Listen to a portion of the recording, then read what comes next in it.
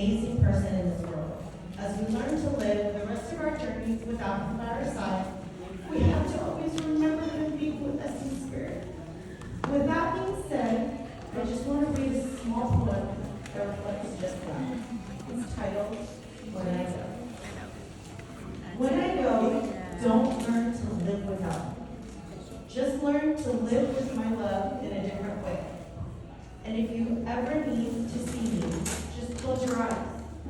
Or look in the shadow when the sun shines. I'll be there. Sit with me in the quiet, and you will know that I did not leave. There's no leaving when a soul is blended with another. When I go, don't learn to live without me. Just learn to look for me in the moments. I will be there. And here's one.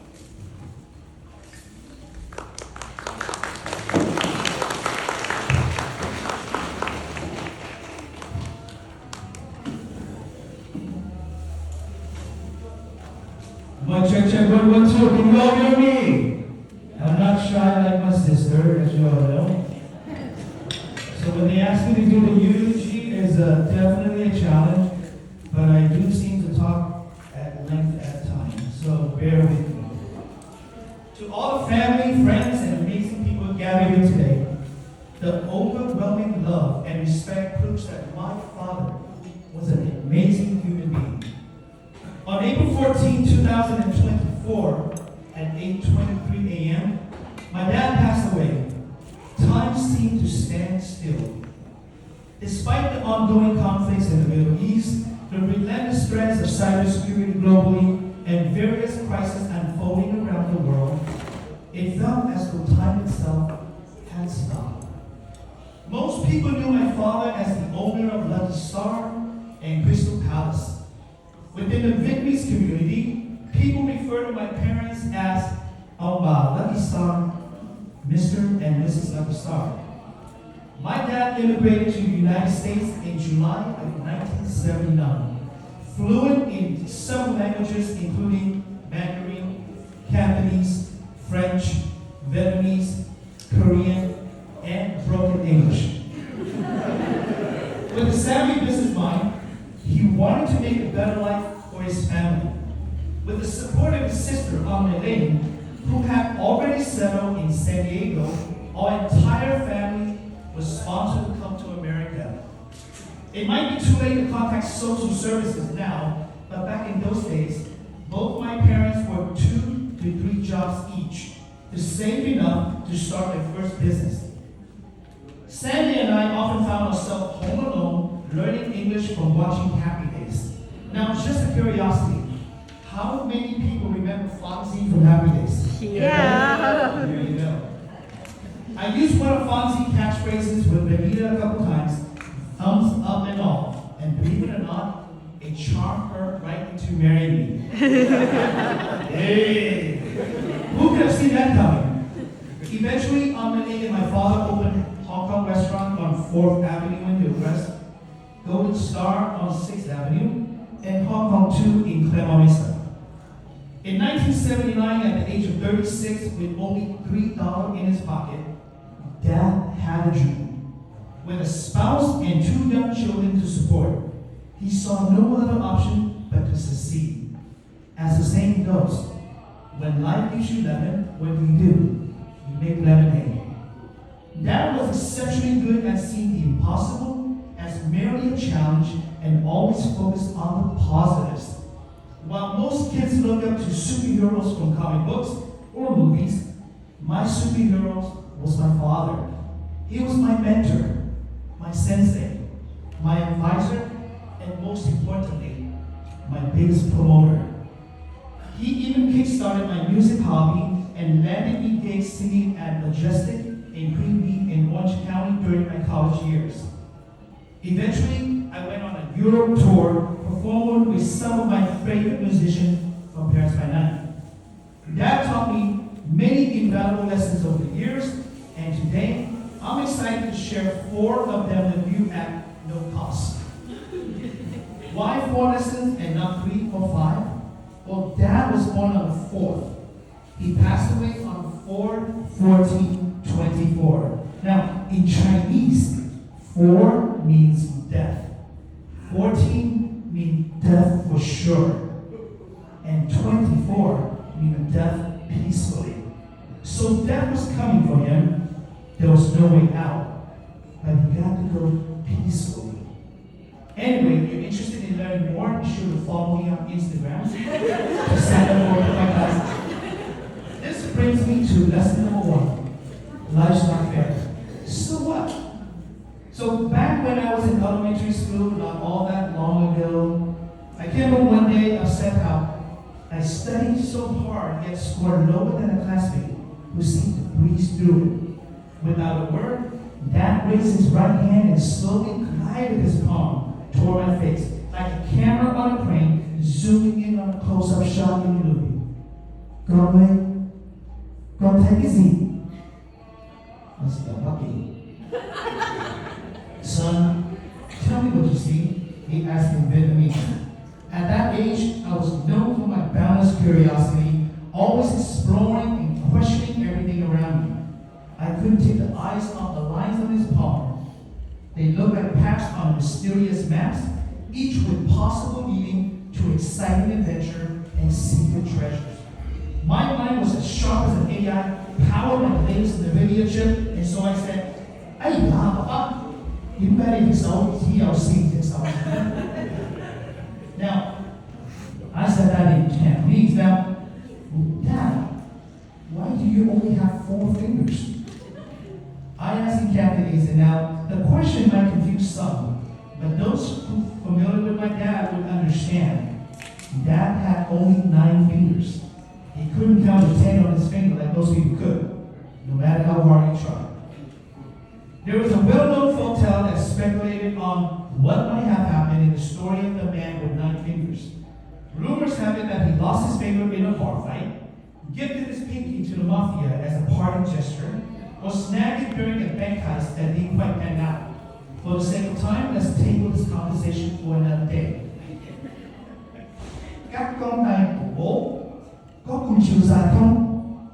Are all my fingers the same length? I don't know if I said Vietnamese that correctly, but I tried. He asked in Vietnamese, no, there are not. Life isn't fair. It's what you do with it that makes a difference. If life were fair, then the length of all my fingers would be the same. Now that's deep. Dad was a savvy businessman and a tough negotiator.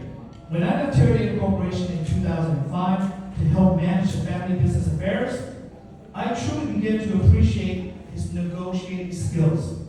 To this day, I'm amazed by how he handled everything. Despite his limited English proficiency, he was a visionary and a dreamer, always thinking 10 steps ahead. His foresight was remarkable, and observing him in action was like watching a chess champion strategize his way to victory.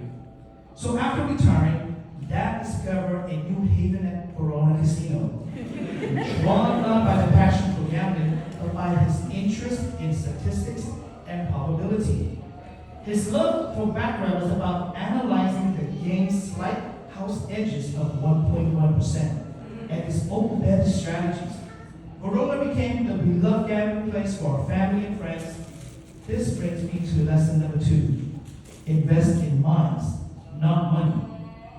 He often reminded us that while money is important, it isn't everything.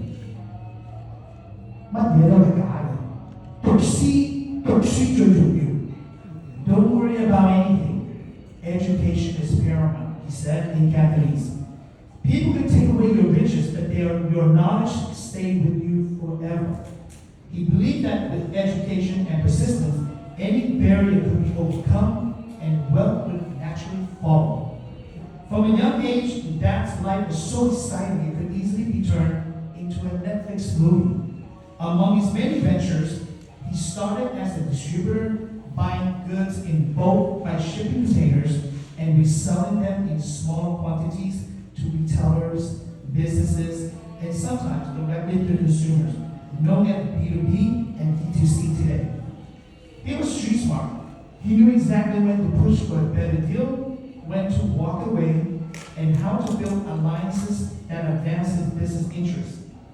This leads me to lesson number 3. Honesty builds business. Sometimes when I close my eyes, I can still hear his advice resonating in my mind. He would say, if it sounds too good to be true, it probably is. He showed me how important it is to be honest and fair, never to cheat others, and to watch out so I don't get cheated either. Your word is your bond. If you submit something or you commit to something, see it through. His lessons have stuck with me, helping me make choices in life. Now, in a world obsessed with luxury, my father chose a simpler, more meaningful path. Arriving in the early 80s with just a dream, he valued practicality over prestige, driving no luxury cars and living in the same modest house since 1981. His frugality was not merely about saving money, but rather about investing in our future well-being and education.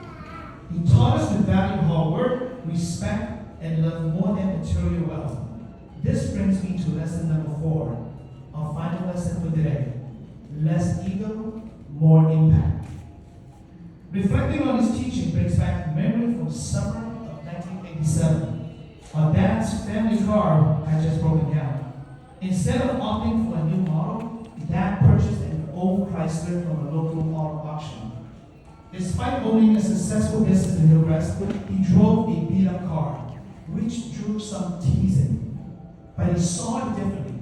One day as the car was being repaired for yet another oil leak, damn American cars. He turned to me and said, see this car? It's not just a vehicle, it's a lesson. Like this car, life doesn't have to be a flashy, valuable.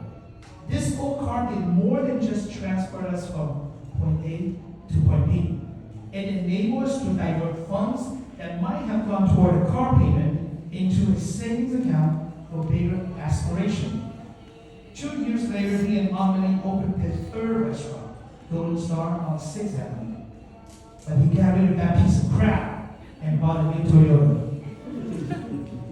That was a source of guidance and inspiration for many in our family and community, including nieces, nephews, and numerous aspiring entrepreneurs. His life was a masterclass in the art of entrepreneurship.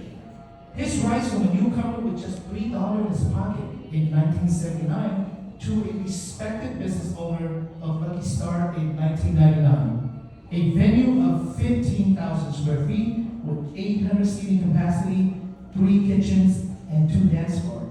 It was not only inspiring, but also a lesson of what's possible. Toward the end, he was surrounded by his loved ones. Before he took his last breath and bidding farewell, he lovingly prepared his famous French-style spaghetti in bed with his eyes closed, sharing it all with us one last time.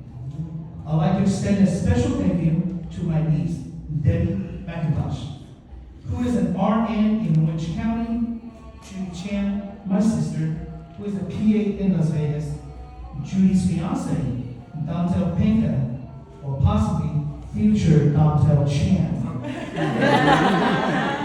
who is a respiratory specialist, for their invaluable medical expertise during the final days and hours of Dad's life.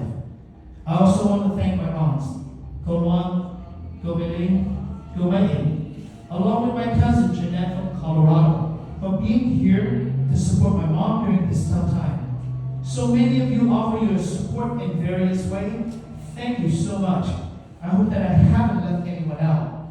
I also want to express my deep gratitude to Stanley, Jenny, and my rock, Vanita, for your relentless dedication to Dad. Your continued presence and compassion brought him immense comfort and love throughout his journey. Thank you for being his pillars, always there to lift him up and care for him. And Mom, you have been Dad's unwavering support and strength. Thank you for tolerating his wild ideas at times. Now you can try other ethnic cuisine other than Chinese and Vietnamese. In closing, Dad, I want you to know that we will be okay. Your legacy will continue through us and your grandchildren. I've got it from here. On behalf of Mom, Sandy, Judy, Dontel, Jenny, Vanita, and I, we want to thank family and friends who have traveled from San Francisco, Los Angeles, Las Vegas, Colorado, and throughout San Diego County to pay their final respect. Your support has been a cornerstone of strength for us all. Thank you.